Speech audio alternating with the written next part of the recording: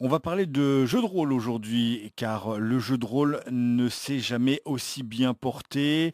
Vous avez peut-être dû remarquer que de plus en plus de jeux vous sont proposés.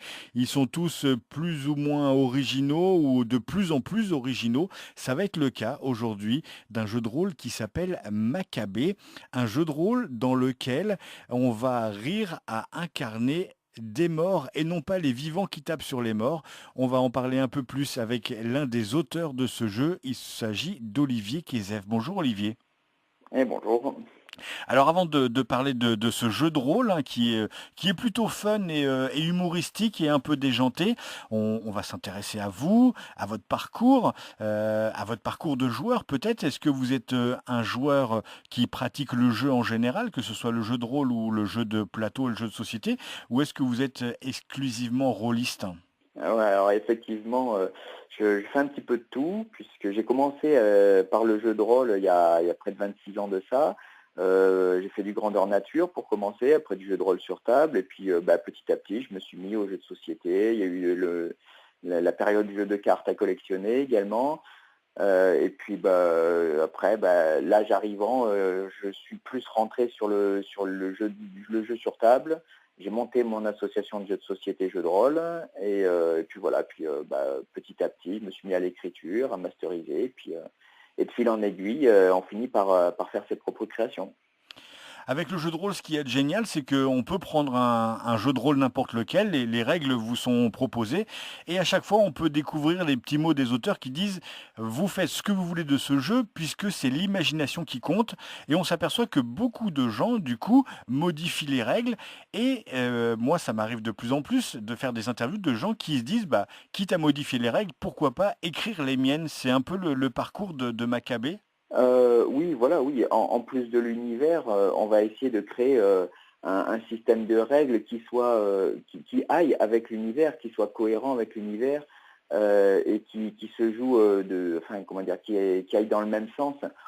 Par exemple, pour Maccabée, qui va être un jeu fun, qui va être beaucoup basé sur le roleplay, sur l'action, sur l'ambiance, on a essayé de mettre en place un système de règles très simple, de façon à vraiment conserver une fluidité pour préserver justement ce côté fluide et roleplay du jeu. On sait très bien que les gens qui auront Maccabée entre les mains, ils en feront ce qu'ils voudront au niveau des règles, ça c'est certain. Vous, vous en êtes venu au jeu de rôle parce que vous trouviez que vous aviez un univers à porter, que vous vouliez, qu'est-ce que vous vouliez apporter de plus avec Maccabée par rapport à ce qui existe déjà? En fait, l'idée de Maccabée a été un petit peu originale.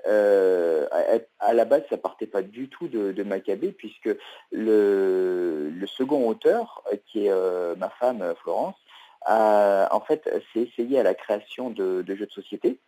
Et en fait, c'est un soir de brainstorming sur un jeu de société, où on s'est demandé ce qui se passait, ce qui a marché bien en ce moment, tout ça. Donc on est arrivé sur le thème donc des zombies, de tout ça. Et en fait, comme le savent très bien le faire tous les rôlistes, c'est parti en vrille complètement, ce brainstorming, et on en a fini par arriver à cette idée de créer un jeu de rôle, donc un système de jeu de rôle, où par contre on inverse complètement la tendance. L'idée, c'était vraiment de prendre à contre-pied le côté macabre, gore, sombre des univers de morts-vivants, comme on peut le voir à la télé ou dans d'autres jeux de rôle, et pour faire vraiment quelque chose de beaucoup plus fun, beaucoup plus délire.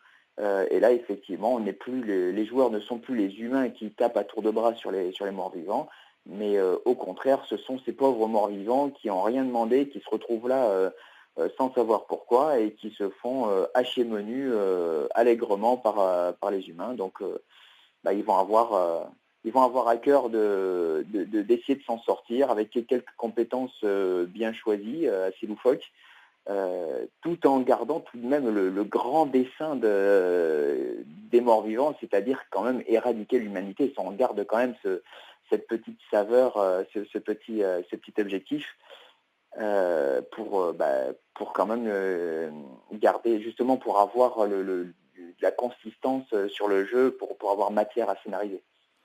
C'est ce que j'allais dire. Vous n'avez pas juste fait un jeu de rôle où les gens vont incarner des squelettes, des momies et puis essayer d'échapper aux humains. Derrière, il y a un vrai thème, c'est-à-dire que la planète va de plus en plus mal, l'homme en a fait n'importe quoi et en fait, pourquoi les morts vivants reviennent? C'est parce que à dessein, il faut se débarrasser de l'humanité pour que la planète retrouve son aspect originel, hein, c'est ça? Exactement, c'est exactement ça. Et on sait que bah oui, que la planète va mal, il y a de plus en plus de surpopulation, pollution, destruction, ravage et tout ça. Et en fait, on se dit que à y réfléchir, la grande solution, ça serait que en fait, si tout le monde devenait Maccabée, il n'y aurait plus de surpopulation, il n'y aurait plus de maladies, plus de guerre, plus de famine, plus rien de tout ça. Et donc, ça, on reste dans ce dessin-là, et on va dire les autorités maccabées, les grands pontes du côté des maccabées, ont choisi le parti, effectivement, puisque les humains ne nous comprennent pas, puisqu'ils continuent à nous taper dessus allègrement, autant les rendre comme nous, comme ça, euh, tout le monde sera sur un même pied d'égalité, et la non-vie sera belle. Alors on part dans un délire humoristique post-zombie déjanté.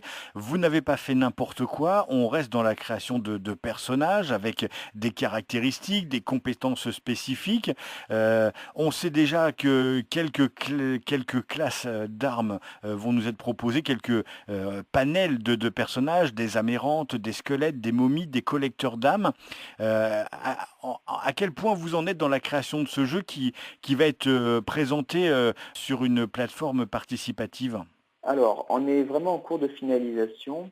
Là, au niveau des personnages, tout ce qui est système de règles, création de personnages, on est vraiment sur les derniers détails, puisque là, on est en train de revoir, juste de finaliser quelques compétences. Il y aura quelques petites surprises encore, on doit encore le présenter dans divers festivals et conventions avant de lancer le financement. Donc peut-être qu'on aura des retours critiques, peut-être qu'on aura des propositions, des idées, tout ça, qui feront qu'on ira encore dans l'amélioration du système. Mais aujourd'hui, on peut dire qu'on a vraiment quelque chose d'assez complet. Sous peu, on va vraiment commencer à attaquer la relecture, qui est une phase très importante pour n'importe quel jeu de rôle. Et ensuite, ce sera la mise en page en même temps que sera lancé le financement, pour que lorsque ce sera validé, pouvoir immédiatement, enfin le plus vite possible, l'envoyer à l'impression pour que les participants au financement puissent l'avoir le plus tôt possible chez eux, quoi. On peut parler aussi de la mécanique de jeu. On va employer toute une pléiade de 2D. J'ai beaucoup rigolé en lisant un peu les quelques lignes parce que vous ne vous arrêtez pas juste au D4, D6, D8, D10 qu'on connaît et tous les autres. Vous avez même sorti le D14, le D16 et le D18. Alors oui, effectivement. Alors ça, on va dire que c'est le côté un petit peu sérieux quand même du système. Alors oui, les compétences sont des niveaux de dés en fait. Au lieu d'avoir un point de compétence, deux points de compétence, quatre points de compétence, ça se fait sous forme de niveau D, donc ça va être des D4, D6, D8 en fonction de la capacité du personnage. Et on s'est dit que, effectivement, une fois que le personnage a une réelle grande compétence, une grande connaissance sur un sujet précis, il lui devient très très difficile de faire un fumble, de faire vraiment une erreur. D'où les D14, D16, D18 qui vont être en fait des combinaisons de 2D. Par exemple, pour le D14, ça peut être D8 plus D6 ou D4 plus D10 à la convenance du personnage, mais de ce fait, il ne peut plus faire un résultat de 1. Donc il ne peut plus faire vraiment l'erreur bête et stupide du débutant. Donc ça, c'était le côté vraiment, on a essayé de mettre une cohérence à ce niveau-là. Après, le système, voilà, ça reste un système très simple. C'est une addition c'est un G2D plus une addition de caractéristiques qui vont être confrontées à un seuil de difficulté. Donc, comme on l'a dit, on essaie vraiment de rester sur quelque chose de fluide, de simple, pour que les G2D ne prennent pas le pas sur l'ambiance et la fluidité du jeu. Et après, au niveau du système de création de personnages, c'est là où on a essayé de rentrer vraiment dans l'originalité. Alors bien entendu, les joueurs ont la possibilité, quand ils créent un personnage, de dire bah oui, moi je veux jouer un zombie ou une ghoul ou un esprit frappeur. Ou alors, on peut essayer de faire d'aller plus loin, c'est-à-dire que le joueur va proposer un background de personnage vivant sans aucune restriction. Et c'est là où vraiment on rentre vraiment dans la liberté de jeu. C'est que le personnage peut décider le joueur peut décider que son personnage a vécu il y a 2000 ans, qu'il a été richissime, qu'il a été, voilà, que même presque ce serait un président, puisque sur les parties test, on a même eu des personnages célèbres. Quand vous avez une partie de Maccabée avec à votre table le shérif Wyatt Earp, le président Fitzgerald Kennedy, et le rocker Kilmister, ça devient franchement rock'n'roll. Et du coup, les personnages peuvent choisir les joueurs peuvent choisir un personnage et ils nous racontent leur vie et également comment ils sont morts. Et à partir de là, dans les règles, on a conçu un tableau qui va donner, en fonction des questions sur le lieu, la richesse, sur l'époque, sur le statut social, tout ça, va donner différents types de morts vivants à jouer, en fait, de Maccabée à jouer. Vous avez Donc garné quand même l'humour à travers ces rôles que l'on peut jouer avec les compétences spécifiques. On peut retrouver par exemple la compétence lancer d'os chez le squelette et sa faiblesse, ce sera les chiens. Et pour chaque personnage comme ça, il y a une pléiade de compétences spécifiques plus drôles les unes que les autres et des faiblesses. Il faut faire attention aux aspirateurs pour certains, il faut faire attention aux sprays chimiques pour les autres. L'humour est constant, c'est un savant mélange de sérieux et d'humour tout du long des règles.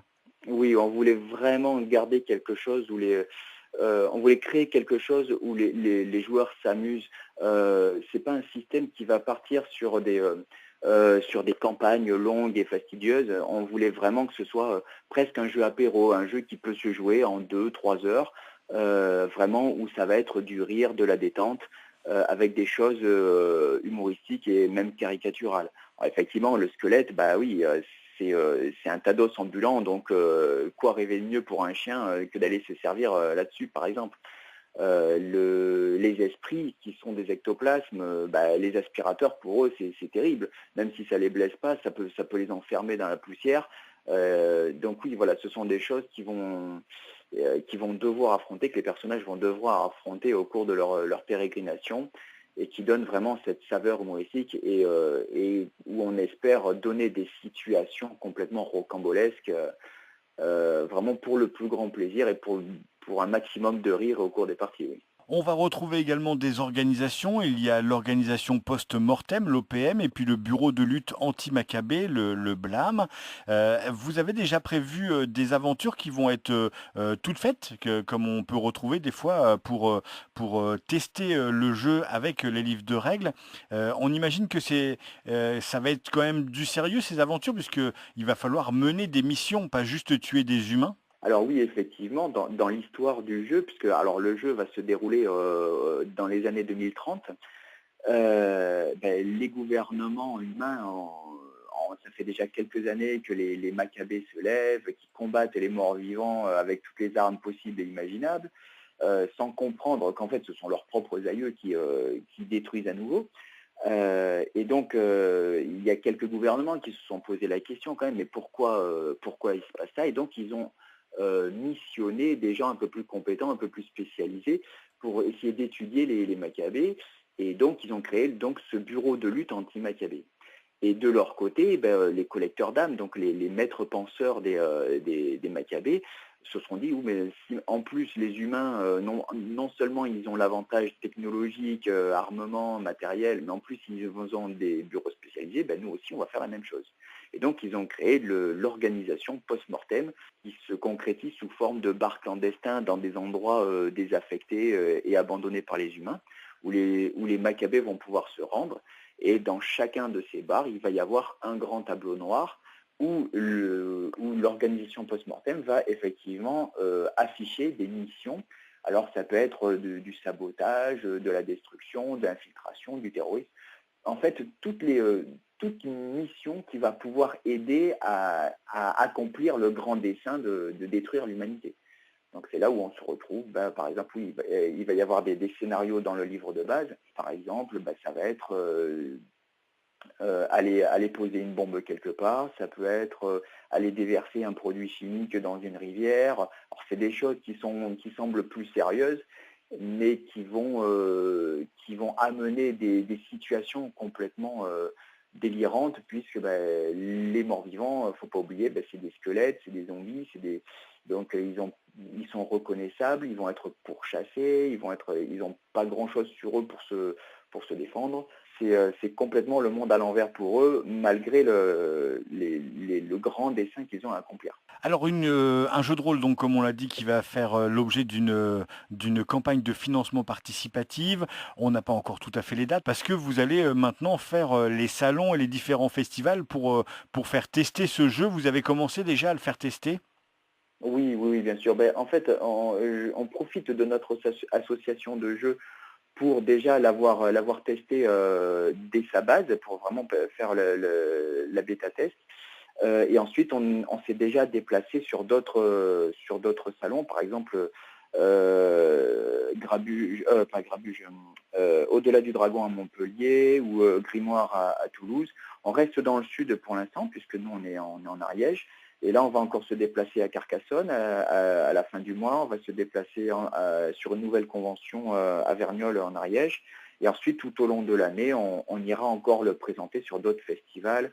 Roll Troll à côté d'Aubagne, on aura Toulon également à plusieurs dates, on aura le fameux RP Gers, Tarbes, enfin voilà, il y a beaucoup de dates pour essayer vraiment de le faire connaître au plus grand monde.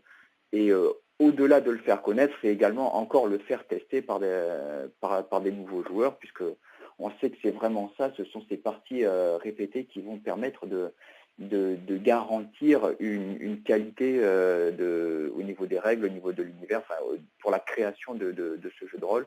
Il faut vraiment le faire tester à un maximum pour relever tous les bugs et les corriger. Alors qui dit financement participatif dit forcément palier à débloquer. Donc il y aura sûrement un livret de règles, il y aura sûrement un paravent, ce genre de choses. Vous pouvez déjà nous révéler quelques petits trucs de cette campagne sans nous révéler tout? Alors oui, il y aura sans doute certaines surprises. On est en train d'en parler avec notre illustrateur. Alors effectivement, le livre de base. Ensuite, il y aura l'écran. On va voir encore si on le fait en souple ou en rigide. Donc ça peut faire l'objet de paliers supplémentaires, par exemple. Il y aura des scénarios, même si on a déjà prévu 3 voire 4 scénarios dans le livre de base, dont un scénario découverte, puisqu'on se dit qu'au lieu d'avoir chaque fois à présenter le monde, l'univers à des nouveaux joueurs, autant leur faire jouer la découverte de leur statut de Maccabée. Donc ça va être un scénario en soi.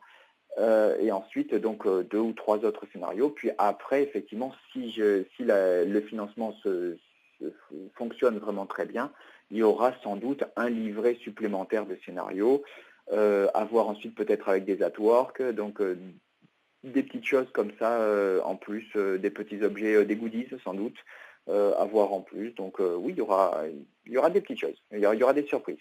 Je vous invite donc à surveiller Maccabée le jeu de rôle et pour cela il y a une page Facebook tout simplement Maccabée le jeu de rôle. Pour ceux qui ne savent pas comment s'écrit Maccabée, il y a 2 C, M-A-2-C H-A-B-E-E-S, Maccabée le jeu de rôle.